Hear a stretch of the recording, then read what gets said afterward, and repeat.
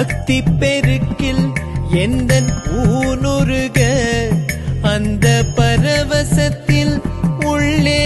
உயிருருக பக்தி பெருக்கில் எந்தன் ஊனுருக அந்த பரவசத்தில் உள்ளே உயிருருக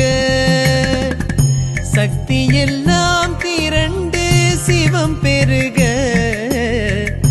சக்தி எல்லாம் திரண்டு சிவம் பெருக எந்தன் சந்ததியே உந்தனுக்கு அடிபணிய இறைவா சித்தமெல்லாம் எனக்கு சிவமயமே.